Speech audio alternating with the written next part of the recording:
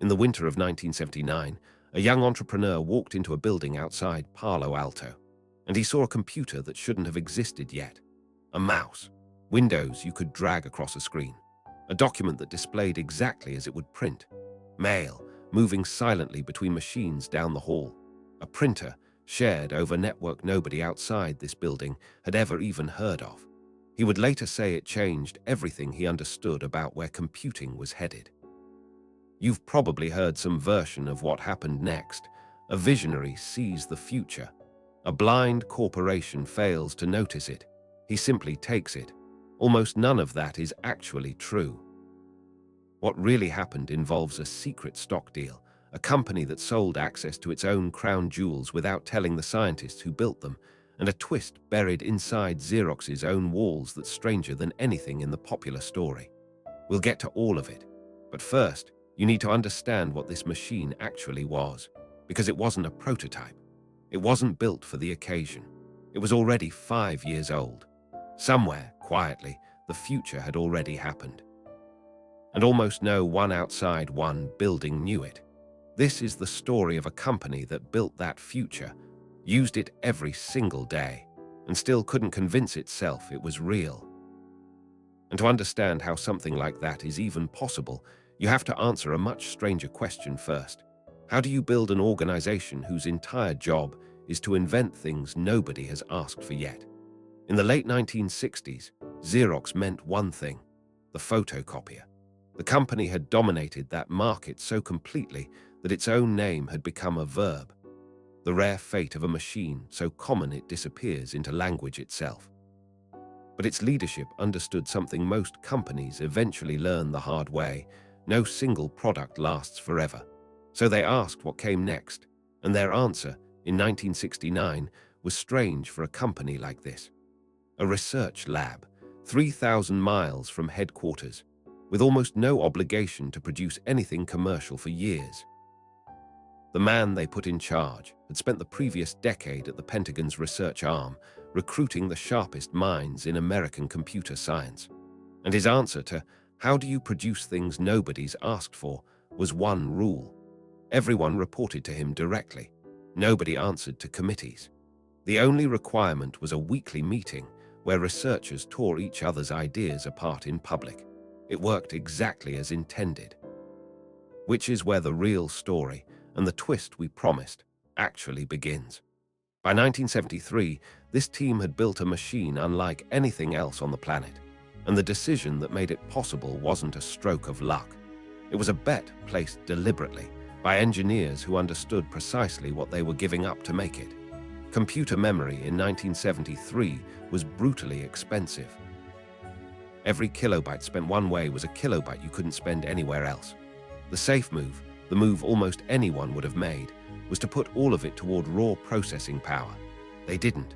Instead, they spent a huge share of that precious memory on something that looked, at the time, almost frivolous: a screen where every single pixel could be controlled on its own. Not a screen that displayed text, a screen that could display anything at all. They called it a bitmap display. Pause on that for a moment. In an era when a computer's worth was measured almost entirely by how fast it could calculate, these engineers made a quieter bet. That seeing might matter more than computing. That a screen wasn't just an output. It could become the entire way a person understood a machine. They lost memory. They lost processing headroom. What they gained didn't even have a name yet. A machine you looked at, instead of a machine you interrogated with commands and waited on. Every screen you have ever looked at, your laptop, the phone in your hand right now, is a direct descendant of that one exchange, made in 1973 by people trading power for possibility. But a screen alone doesn't make an office. And the next problem this team solved wasn't visionary in the slightest. It was almost quaint. They had built dozens of these machines. They wanted them to share one very expensive new invention, a laser printer, built in that same lab. Which meant, simply, that the machines needed a way to talk to one another. So one researcher, fresh off a doctoral thesis about a Hawaiian data network that used radio waves instead of wires, sat down and wrote a memo. May 22, 1973. The problem in front of him wasn't grand. It was logistical. How do you get a document from a desk to a printer down the hall without the whole exchange collapsing into digital noise? His solution had a kind of quiet elegance to it. Machines would transmit only when the line was silent. And if two happened to transmit at exactly the same moment anyway, both would back away, wait a randomized interval, and try again. A small, self-correcting dance, designed so the system would never choke on its own conversation. He named it Ethernet. Sit with that for a second, because it deserves it. The technology, now quietly carrying a meaningful share of the entire planet's digital traffic, was invented to solve one unglamorous problem: getting a memo to a shared printer. Once that network existed, the rest arrived quickly. A word processor that displayed a document exactly as it would print, built in part by an engineer who would later leave for a small company called Microsoft and help build something called Word. Email, moving invisibly over that same cable. An entirely new way of writing software, built around objects instead of raw instructions, that would go on to shape nearly every programming language written after it. This was no longer a lab full of interesting demonstrations.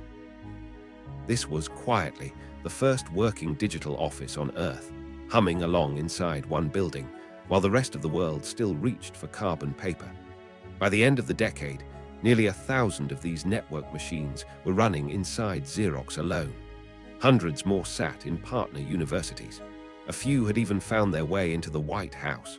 And still, you could not buy one. Which brings us back to that visit in 1979. And to a story most people believe they already know. Here's the version that's been told for decades. A hungry young entrepreneur talked his way into a stuffy corporate lab, glimpsed a future the suits around him couldn't understand, and simply took it. The visionary, outsmarting the blind giant. It's a good story. It's also, when you look closely at the record, mostly wrong, and the real version is somehow stranger. The visit wasn't a break-in, it was a purchase.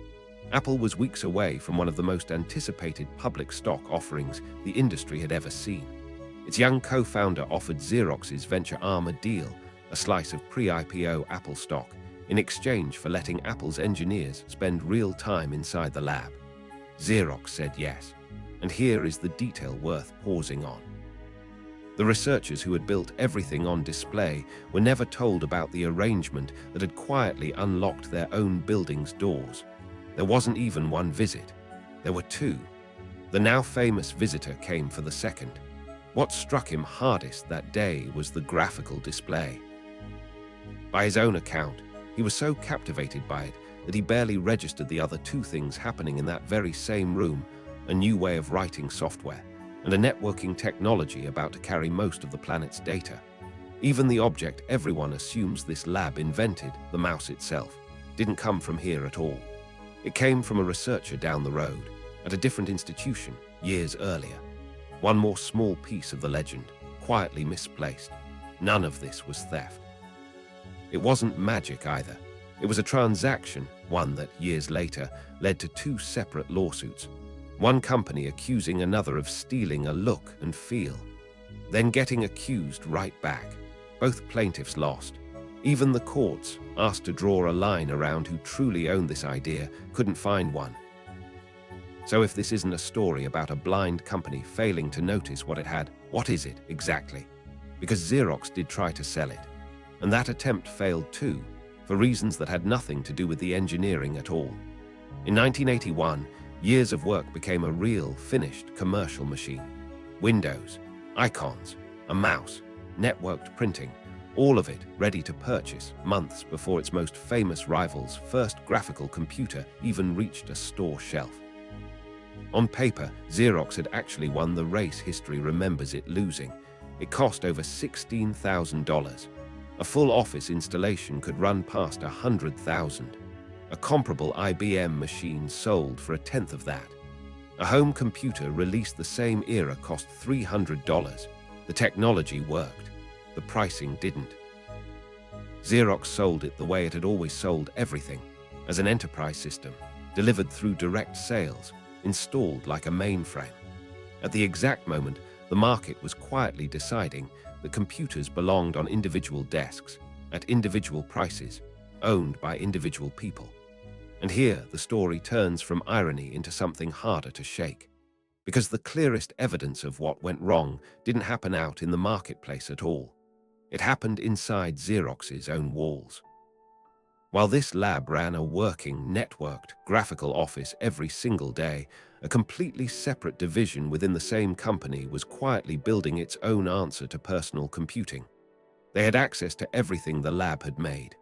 The screen, the mouse, the whole design, sitting in plain view. They looked at it, and they built something else instead, an ordinary machine. A plain text-only monitor, no bitmap display, no mouse at all. The same company, two different rooms, two different visions of the future, sitting under one roof, and they chose the more familiar one. That is the moment this story stops being about corporate blindness and becomes something quieter and stranger. Xerox didn't fail to see the future. One part of Xerox built it. Another part, given the chance to simply walk down the hall and learn from its own colleagues, chose not to.